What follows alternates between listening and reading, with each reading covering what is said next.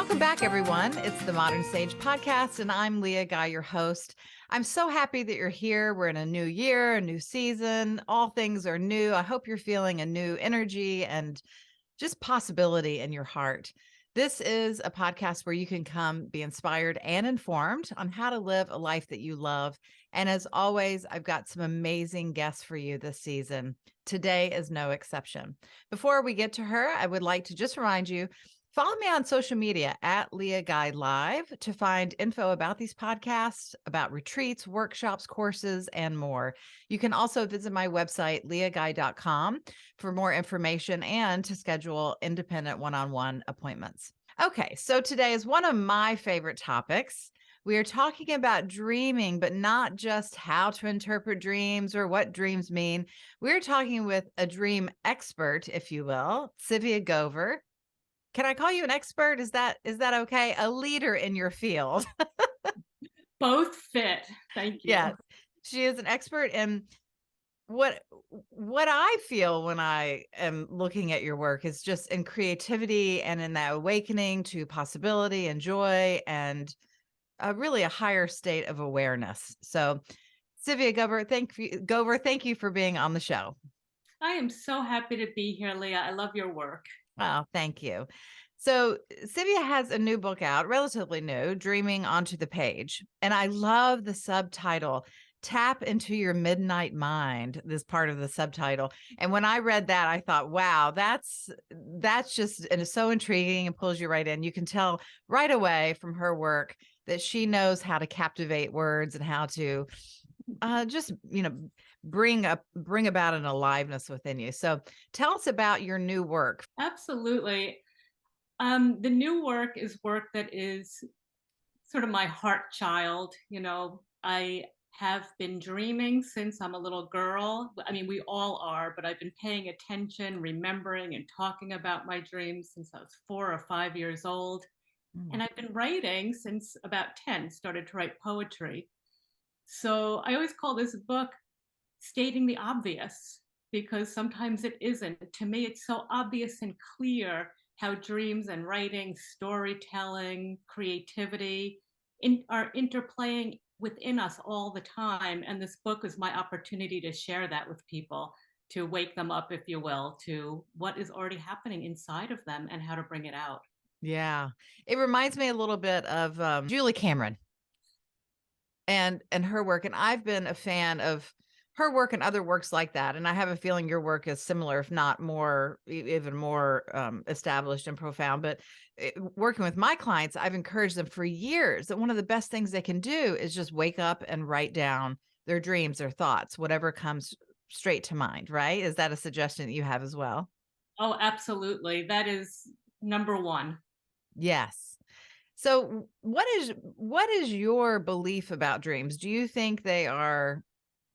Um do you think they are literal? Do you think they are symbolic? Do you think we are ourselves in our dreams? How do you interpret dreams first off? All of the above and more. So when I look at dreams, I look at them from the scientific, Hmm. the psychological, and the spiritual perspectives. I see all of it. And some of our dreams are literal. Some of our dreams are straightforward. There's not much to interpret there. They are just saying something loud and clear. And some dreams are layered with symbolic meaning.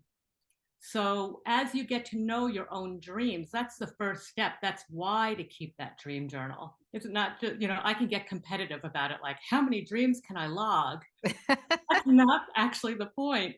The point is to start to get to know your dreams, and you start to know, oh, this dream is just straight from my intuition. It's telling me what I need to know today. And this dream is something that I need to unravel. I need to spend time with the imagery. And this dream, maybe it's just because, I took a certain medication, or, it might be something that's purely uh, scientific, neuronal, physiological. Like I'm dreaming that I'm looking for a bathroom and I wake up, my bladder's full. I really need to go to the bathroom. Right. So it's not just one way. It can be a combination of all these Exactly. different types of dreams. Exactly. I am an avid dreamer. I love the dream time. I I travel there. I have meetings with people there. I sometimes, go back to the past and work through process events and emotions there. And I find it kind of a game I play when I have a hard time sleeping to almost create a dream environment or scenario for myself to pull myself back into the nighttime.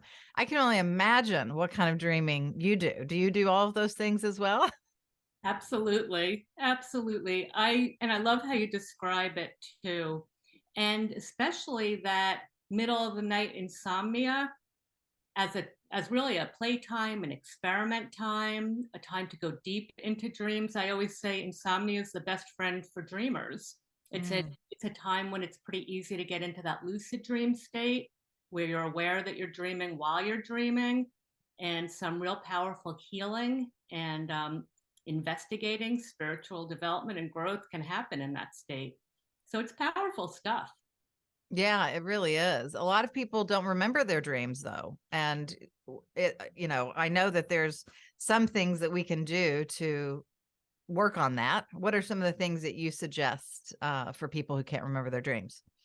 Leah, you suggested the most basic and important one, and it's simple and it's profound. So put a pen and paper next to your bed. Before bed, this is how you become an active dreamer. So you're dreaming whether you remember them or not. You're going to have good dreams, you're going to have bad dreams, whether you participate in the process or not. But by becoming an active dreamer, you can recall more dreams, then you learn to work with them, and you can have more dreams like the ones you were talking about, Leah, where you're actually getting some spiritual information, you're getting some healing done. But the first step is basic. Write down before bed, tonight I will remember my dreams.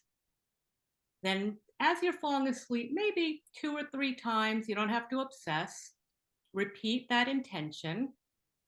And then the key that people often forget is in the morning, go back to that notebook or journal or that piece of paper and write something down.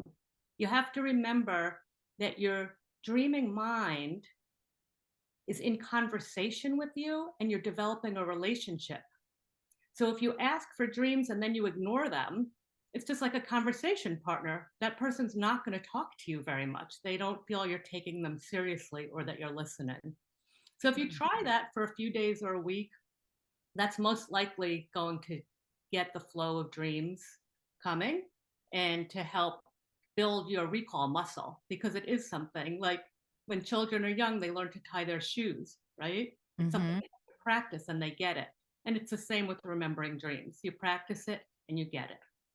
Well, I also, to add to that, I mean, that not to take away from it, because I think that step is extremely important, but I will ask specific questions. If I'm struggling with something or if I want information about something, you may not know, and many people don't, but I'm working on a writing right now about this house that I purchased and moved into that was very spirited when I got here. And I couldn't make sense of what was going on. So I would directly ask, and you might say, ask who?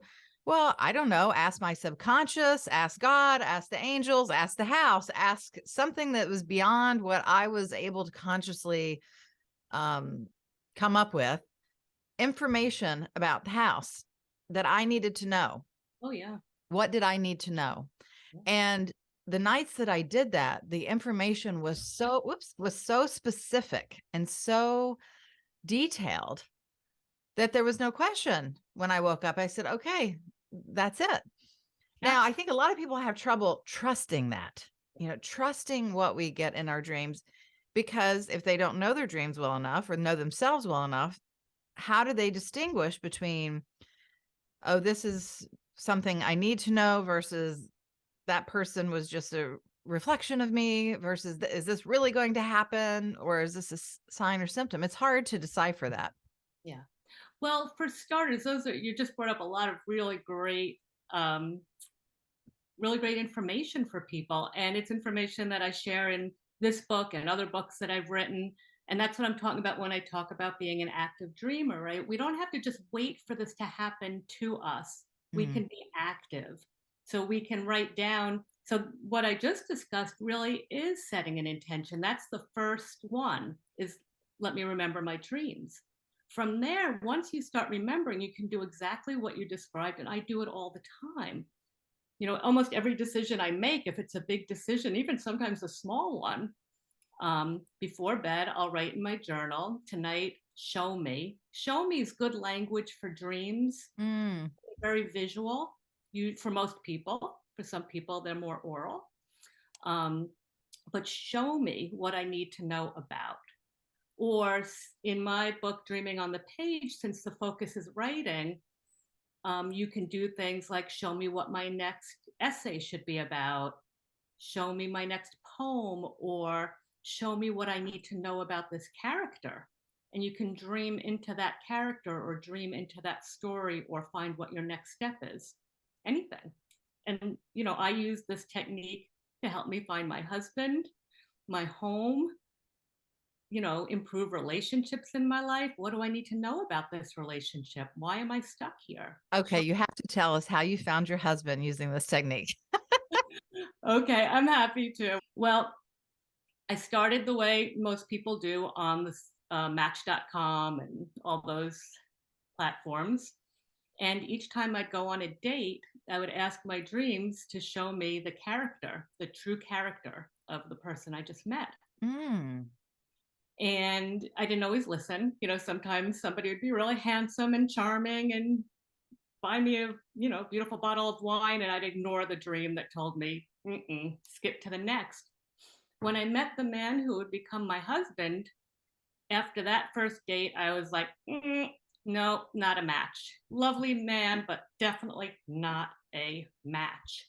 And my dreams said otherwise. And Wow. yeah, and again, I didn't listen because I talked to them. I'm like, really? No, I don't see it. And so I kept meeting other people. I got into other relationships, and the dreams kept nudging me, kept nudging me. And this man came back into my life by a series of coincidences. If we had a whole hour for this, I could tell you the ins and outs. But the dreams kept insisting. And by now, I'm in another relationship. Oh, wow. What am I going to do? So we became friends. And eventually we were both single at the same time, and we were able to pursue a romantic relationship. But my conscious mind did not see it. I couldn't for the life of me see why this would be a match. And Okay, so were you not attracted to him? Was it a different lifestyle? Like, what was so consciously, because I think that's important, not to get into your business too much, but go ahead. just for people to understand what you mean when you say this part of my mind, and then what did you actually see in the dreams to say, oh, maybe he is the one? Right. So the dreams can show us under the surface. So the dream in waking life, what I was seeing, you you know who I am just from these 10 or 15 minutes we've been together. I'm somebody who lives by intuition. I'm somebody who lives by my dreams. I never took a traditional career path. And when I sat down with this man who would become my husband for our first couple of dates, his questions were, where did you go to college? Where did your daughter go to school? And these kinds of questions. He seemed to me very by the book, conservative in his thinking, and very literal. And I didn't know how we would ever relate to each other on things that were important to me. And the dreams kept showing me this sensitive man, this sensitive, patient, loving man. He's a lawyer. And I initially saw his lawyer side, his, interrogator, all that. And I wasn't seeing what was underneath. So in the dreams, would you see a vision of him Oh, specifically? yes. Yeah. Yeah. I Mm. had one particular dream. I'll share very briefly. I'll give you the Reader's Digest version, where I was shopping maniacally for shoes. Like I was in a shoe store and I kept seeing shoes I loved and going for them. And as I'd go grab them, they'd disappear. Hmm. And I was getting frantic because I wanted these particular shoes. I was barefoot in the dream. And this man was waiting for me outside the store. the man who'd become my husband. And he was very patient, and he kept saying, I don't care what shoes you're wearing. I don't care if you're barefoot. Just come on outside. I just want to be with you, literally. And I realized that I was maniacally shopping for a match, maniacally looking for these cute shoes, this perfect style, the outside to Mm-hmm. cover my soles. And he was saying, I want you barefoot. I want you in flip flops. I don't care. Just come. I want to be with you. And it was a really beautiful feeling in the dream, just a beautiful heart opening feeling. And still, I would wake up and say, really? And we continue to doubt. Yeah. Yeah. Did you share all this with him, I'm sure, after Oh, you? of course, of course. And he says, I don't get it. I'm just glad it worked. He doesn't really remember his dreams usually. It's true what I knew from my conscious mind that were very different, but it is what's underneath that keeps us together and makes our relationship so rich and beautiful. That is so beautiful. Thank you for sharing that. Yeah, I think there's well, clearly you've demonstrated there's so much information in our dream time. Um, for myself, as I mentioned, I go to my dreams as a way to process. One, because I work with clients so much, and I sometimes feel overloaded or not enough time or what have you to process in my waking hours. And sometimes it's just too painful and you don't want to. So I find that I do a lot of my grief processing there, um, a lot of storytelling that makes things make sense that I can't make sense because it hurts too much or is too confusing. And I wonder, I mean, I think it's a great thing for myself. It's a great practice, but I trust myself also, and I trust my dream time. I wonder if you recommend that for people, or have seen a lot of that with people who have trauma or have a lot of grief or that kind of thing. Absolutely. And you use the word, Leah, storytelling. And I think sometimes we think of storytelling as something that people who have a literary gift do, or people who have a songwriting gift, or some kind of creative gift.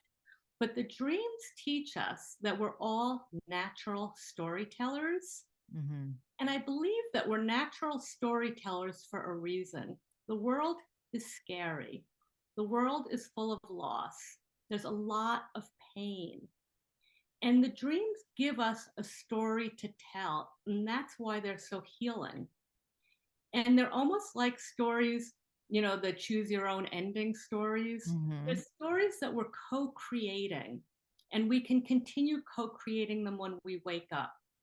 So when you're grieving, there's a story you're telling yourself about how I can't live through this.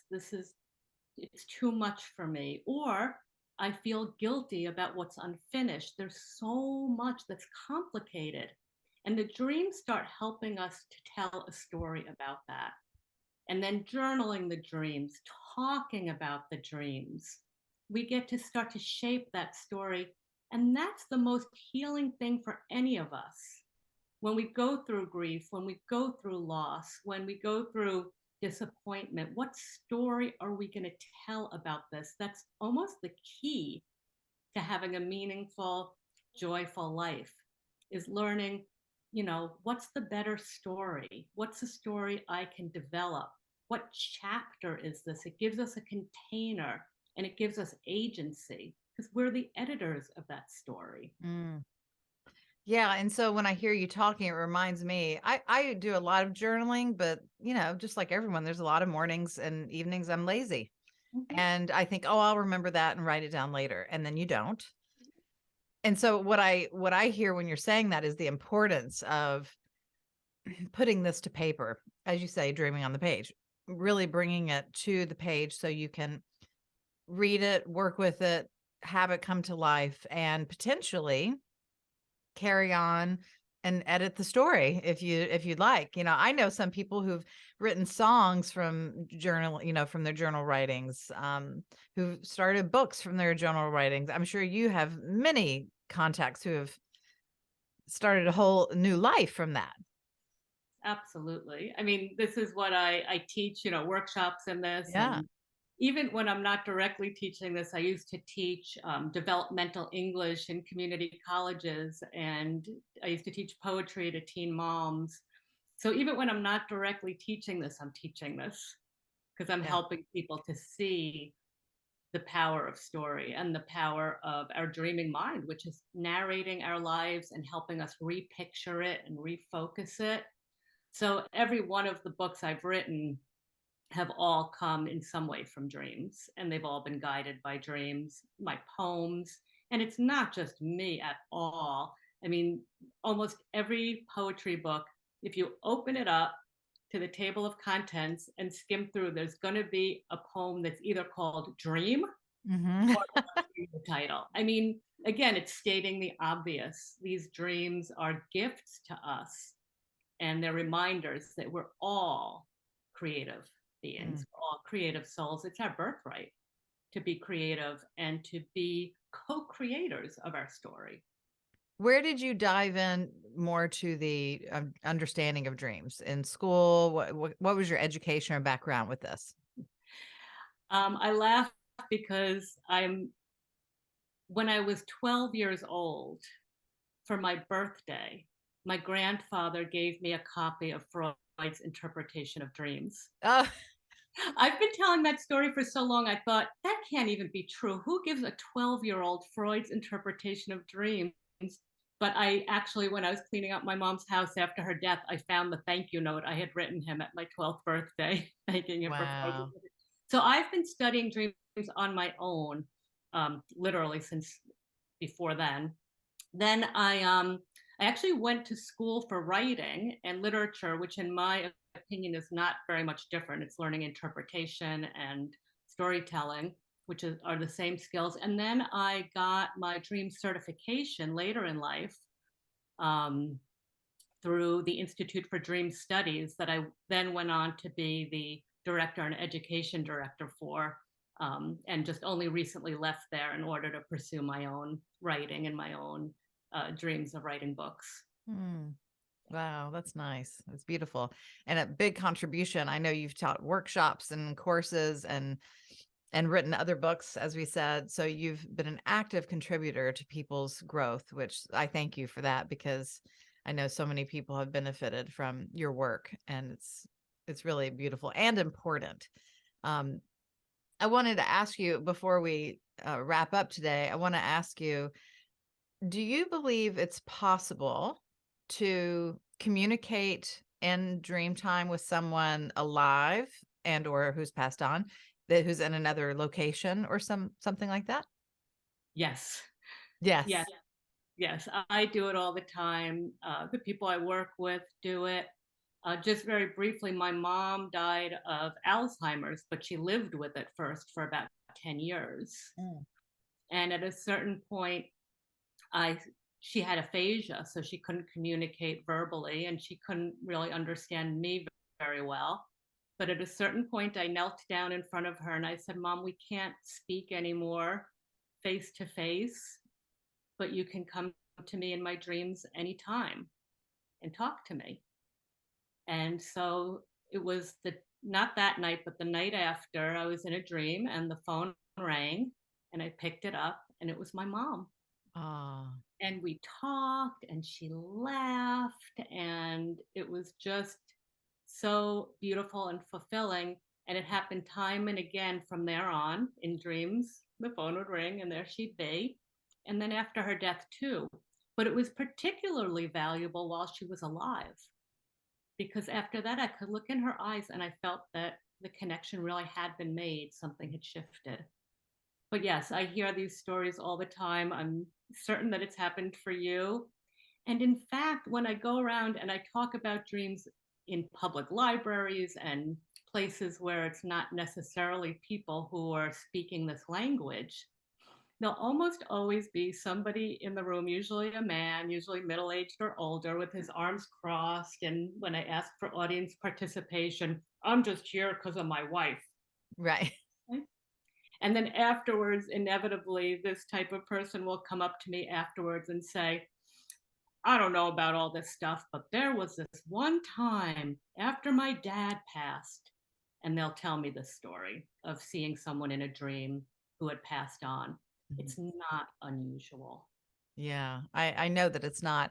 I think that, well, let me ask you this. Do you, like in that conversation with you and your mom, do you believe your mom remembers or understood? Did you have any way to check with her if she was aware of the conversations back and forth? I felt by the look in her eye when we connected next that something had shifted. So I think so. And I've had experiences within the dream and also from telling somebody about a dream after that convinced me that something on the soul level has been communicated. Mhm. And I know others have too. Sometimes you'll have a conversation with somebody who's passed on in a dream, and then in the next dream, they'll appear differently, maybe lighter, freer. Mhm. Something shifted in your energetic soul connection. Yeah. I've had different people on the podcast from neuroscientists to, psychics and mediums, and I do some mediumship work as well. And I think people ask, when they ask me about how does this work or do you believe X, Y, or Z, I think my strongest reply is always, I can tell you what it has been for me and what I believe is happening here. And then secondly, does it matter?